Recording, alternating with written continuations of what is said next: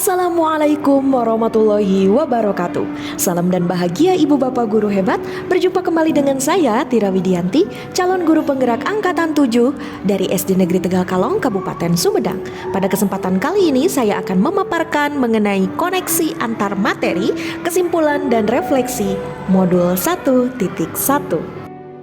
Raden Mas Wardi Suryaningrat atau lebih dikenal dengan Ki Hajar Dewantara merupakan seorang bangsawan yang lahir pada 2 Mei 1889.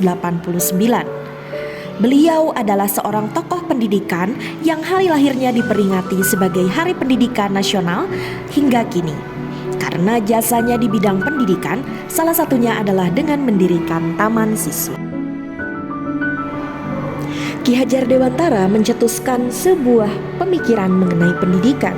Menurut beliau, tujuan pendidikan adalah menuntun segala kodrat yang ada pada diri anak-anak agar dapat mencapai keselamatan dan kebahagiaan yang setinggi-tingginya, baik sebagai manusia ataupun sebagai anggota masyarakat. Pendidikan pada zaman kolonial hanya mementingkan pengajaran atau transfer ilmu yang di dalamnya juga kental dengan adanya perintah dan hukuman. Semua itu tidak lain hanya demi keuntungan penjajah yang ingin mendapatkan tenaga kerja dengan harga murah. Sistem pendidikan barat yang hanya menitik beratkan pada intelek ini dianggap tidak cocok diterapkan di Indonesia. Sebab menurut Ki Hajar Dewantara, pendidikan maknanya lebih luas daripada pengajaran yang hanya sekedar transfer ilmu saja. Pendidikan diartikan sebagai tuntunan dalam hidup tumbuhnya anak-anak. Karena bersifat tuntunan, ini berarti pendidikan tidak bersifat menuntut ataupun memaksa. Oleh karena itu, Ki Hajar Dewantara menerapkan sistem Among dalam pendidikan di Taman Siswa. Dalam sistem Among, guru bertindak sebagai pamong belajar. Dalam sistem Among dikenal juga istilah trilogi pendidikan, yakni I Ngarsa Sungtulada, Ing Madya Mangunkarsa, dan Tutwuri Handayani.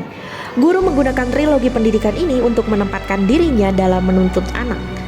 I Ngarsa Sungtulada artinya di depan menjadi teladan, Ing Madya Mangunkarsa di tengah-tengah membangun motivasi, dan Tutwuri Handayani di belakang memberikan dorongan.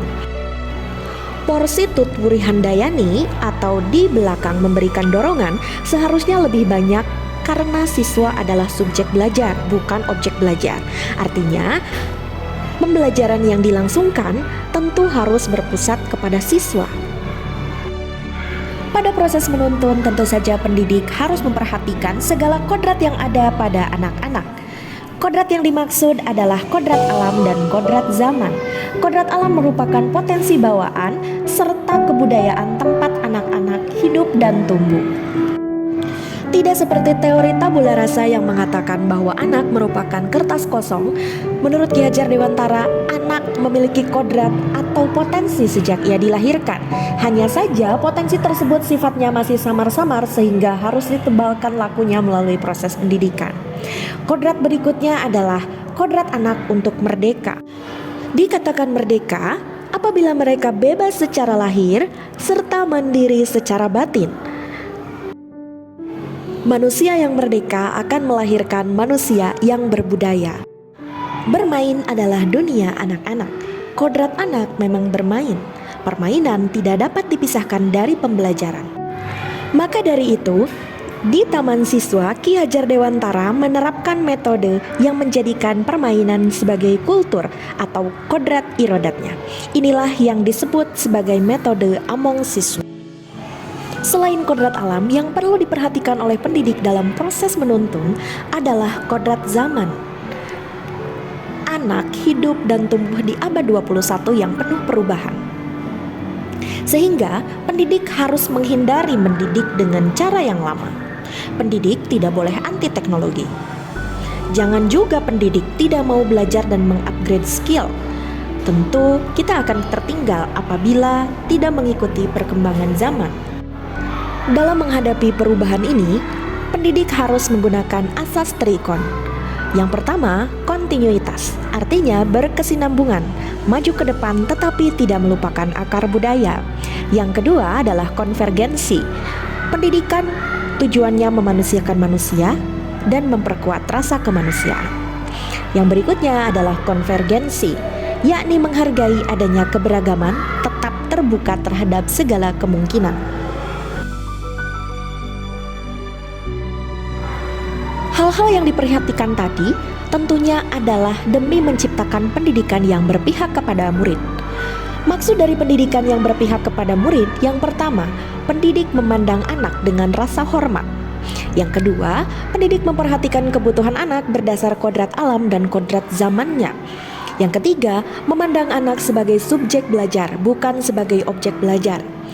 Yang keempat, memberi kebebasan kepada anak untuk membangun pengetahuannya sendiri tanpa adanya paksaan dari guru.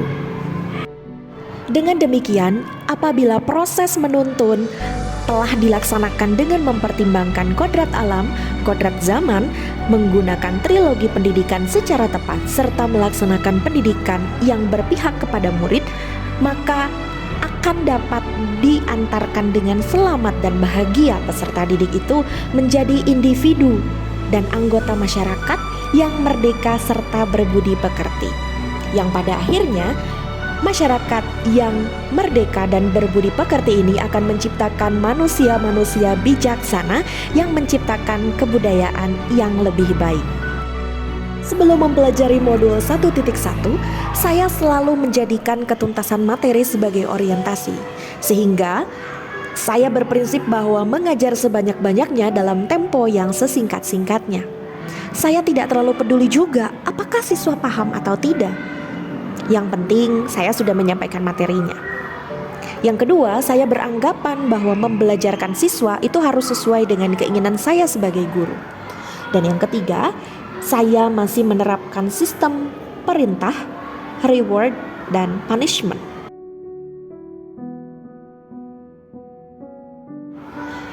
Namun kemudian, setelah saya mempelajari modul 1.1, ada beberapa hal yang berubah, baik dari pemikiran maupun perilaku saya. Saya sadar bahwa harusnya saya tidak menjadikan ketuntasan materi sebagai orientasi. Saya sadar bahwa mendidik bukan hanya soal menjejali pengetahuan. Lebih dari itu, mendidik adalah membangun budi pekerti peserta didik, diawali dari membangun budi pekerti diri sendiri. Berikutnya, saya memberikan pilihan kepada siswa untuk cara belajarnya. Saya tidak memaksa mereka untuk menggunakan satu metode tertentu yang saya perintahkan. Kemudian, saya juga menyepakati aturan yang dibuat secara demokratis agar timbul kesadaran, bukan keterpaksaan dalam diri peserta didik. Sebab itulah yang saya sadari bahwa mendidik itu menuntun, bukan menuntut apalagi memaksa. Berikut merupakan beberapa hal yang dapat segera diterapkan di kelas saya untuk mengimplementasikan pemikiran Ki Hajar Dewantara. Pertama, melakukan asesmen berkala dan membandingkannya dengan asesmen diagnosis di awal tahun ajaran agar saya lebih memahami profil peserta didik. Ini merupakan implementasi dari memahami kodrat alam. Yang kedua, saya membelajarkan peserta didik dengan berbagai variasi metode dan media pembelajaran, serta memperhatikan kodrat alam dan kodrat zamannya. Semua yang dilakukan, pendekatannya yang diutamakan adalah student center, bukan teacher center. Berikutnya, saya juga meminta siswa memberi penilaian terhadap cara saya membelajarkan mereka dengan menanyakan kegiatan yang paling mereka sukai dan tidak sukai, serta kegiatan apa yang mereka inginkan untuk pembelajaran berikutnya. Ini menjadi pertimbangan bagi saya untuk memilih metode pembelajaran yang bukan hanya sesuai dengan materi, tapi juga dapat memfasilitasi minat peserta didik. Dan untuk menumbuhkan kesadaran serta membentuk kepribadian yang mandiri dan merdeka, saya membuat kesepakatan kelas dengan peserta didik untuk dilaksanakan bersama-sama. Orang bijak pernah berkata, seseorang berhenti menjadi guru bukan saat ia pensiun, tetapi saat ia memutuskan untuk berhenti belajar. Oleh karena itu, mari bersama-sama terus belajar meski sudah berprofesi sebagai pengajar. Mari terus menggali hal-hal yang baru karena kita adalah guru.